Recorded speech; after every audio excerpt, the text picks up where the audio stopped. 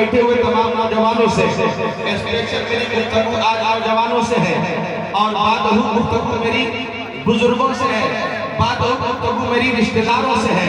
برادران گرامی، میں کوئی پیغام دے کر جانا چاہتا ہوں کیونکہ میری اولاد کی ذمہ داری ہے یہ اپنی نسلوں کو سنبھالے اور اپنے معاشرے کو راہ راست لانے کی انتہا اور بے پناہ کوششیں کریں۔ یہ ہمارا معاشرہ اگر سنور گیا، ہمارے لوگ اگر سنور گئے تو ہماری زندگی ایک انقلابی فکر اور انقلابی پہلو تک پہنچتے نظر آئے گی۔ برادران گرامی، میں ایک جملہ آپ کو دینے جا رہا ہوں کہ بیٹی کم پڑھاؤ لیکن اپنی بیٹیوں کو مرتد کے ہاتھوں میں جانے سے فکر کی آواز ہے، یہ وقت کی پکار ہے، یہ اسلام کی اصلی پیغام کی صورت اور سیرت ہے۔ یہ نبی کریم نے جن بیٹیوں کو درجہ اور مقام عطا کیا ہے ان بیٹیوں کی حفاظت کے لیے جہاں پہ بزرگوں کو آگے آنا ہوگا وہیں پہ نوجوان نسلوں کو بھی آگے اور ایک پیغام اپنی بیٹیوں کو مرتد کے ہاتھوں میں جانے سے بچاؤ۔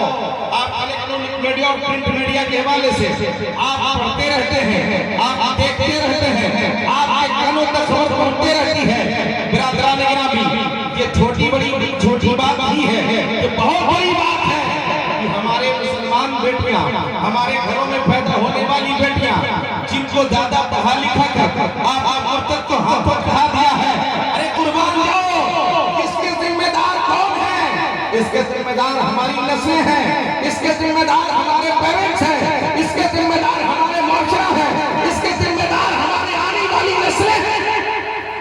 بہت اچھا، انہیں ضرورت ہے اپنی بیٹیوں اور اپنے قوم کی بیٹیوں کے حوالے سے جاگ جاؤ۔ کہ اب تک کہیں جاگو گے تو آپ پیٹے جاؤ گے، گھسیٹے جاؤ گے، ذلت و رسوائی میں ڈالے جاؤ گے۔ مصطفیٰ آ گئے، انقلاب آ گیا، نبی نے جو انقلاب آج سے 1450 سال پہلے مکہ میں آیا تھا اس انقلاب میں یہ بھی شامل تھا کہ بیٹیاں ہماری زندگی محفوظ تھی، آج بھی محفوظ رہے اور آنے والے نسلوں کو ذمہ داری ہے کہ ان کی حفاظت کا کام۔ اس لیے سنبھالو، بچاؤ اپنی ماں اور بیٹیوں کو، اپنے قوم کی بیٹیوں کی حفاظت کے ضامن بن کر سامنے آؤ، اپنے قوم کی بیٹیوں کی حفاظت کا بیڑا اٹھا لو، اپنے قوم کی بیٹیوں کی حفاظت کے لیے اب تک کوششیں کرو۔ یہ بیٹیاں بچ گئی تو معزز ماں تمہیں مل گئی، یہ بیٹیاں بچ گئی تو ماؤں کی گود میں مسکراتا ہوا غلام غوث پیدا ہوا، یہ بیٹیاں محفوظ ہو گئی تو وہ تمہارے ماؤں کے گود میں مسکراتا ہوا غلام غریب نواز پیدا ہوگا۔ شرط یہ ہے کہ ہماری بیٹیوں کے دامن محفوظ ہو، ان کی عفت و عصمت محفوظ ہو، ان کی آبرو محفوظ ہو، اور یہ حفاظت کی ذمہ داری ہماری نسلوں پہ، ہمارے معاشرے کے لوگوں پہ، ہمارے سماج کے۔ برادران گرامی، بیٹی بچاؤ، بیٹی بچاؤ، کم پڑھاؤ۔ دنیا والے آج نعرہ دے رہے ہیں بیٹی پڑھاؤ عزت بچاؤ، میں نعرہ دے رہا ہوں بیٹی کم پڑھاؤ عزت بچاؤ۔ بیٹی کم پڑھاؤ عزت بچاؤ۔ اور سنو، صرف بیٹی کو بچانے کی ضرورت نہیں ہے، بیٹے بھی بچانے کی ضرورت ہے۔ بیٹیاں مرتد کے ہاتھوں چڑھ رہی ہیں اور ہمارے قوم کے بیٹے شراب کی بوتلیں ہاتھوں میں تھمبا کر، سگریٹ اپنی زبانوں سے لڑا کر قوم کو تباہی اور بربادی کی پوزیشن پہ لے جا رہی ہے۔ قوم جو نوجوان نسلیں جس کی وجہ سے پورا اسلام پہ تھپا اور اسلام کو لوگ بدنام کرنے کی انتہا کوششیں کرتے ہیں۔ برادران گرامی، اس کا ذمہ دار کون ہوگا؟ اس کا جواب کس کے پاس ہوگا؟ اس کے لیے کون سوچے گا؟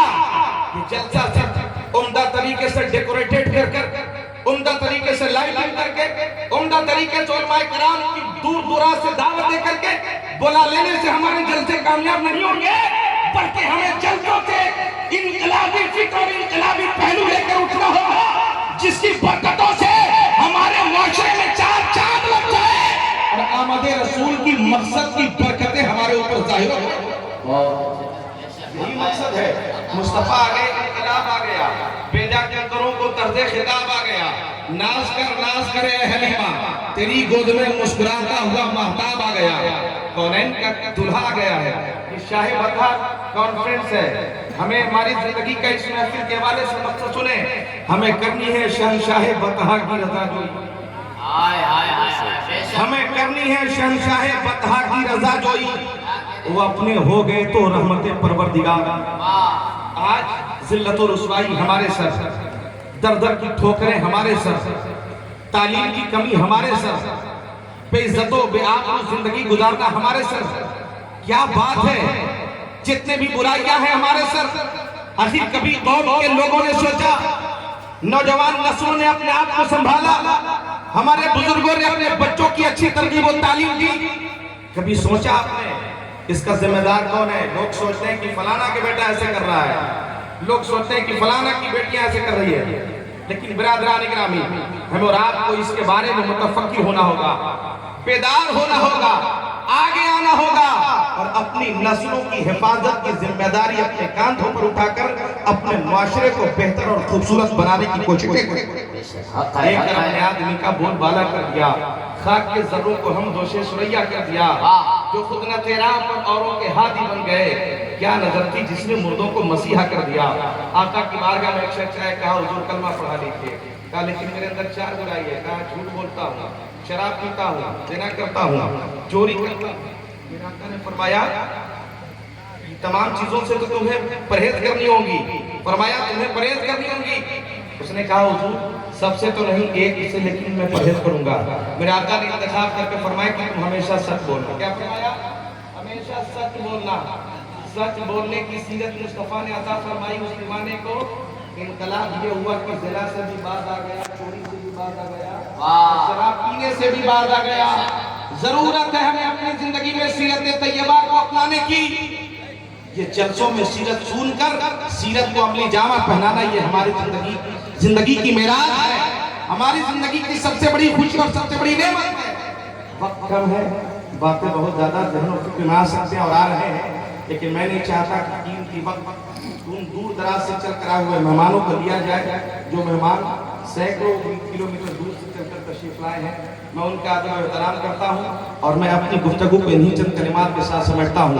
رب قدیر کی بارگاہ میں دعا ہے، پاک پروردگار عالم ہم تمام مسلمانوں کو اپنی بیٹیوں کو عزت کے ساتھ زندگی گزارنے کا حق دینے کی توفیق عطا فرمائے۔ آمین۔ مولا ہماری نوجوان نسلوں کو صراط مستقیم پہ گامزن فرمائے اور ہمیں پڑھنے اور دین سے محبت کرنے کی توفیق عطا فرمائے۔ وآخر دعوانا الحمدللہ رب العالمین۔ السلام علیکم ورحمۃ اللہ وبرکاتہ۔ اسلام زندہ باد، پائیں بھائی۔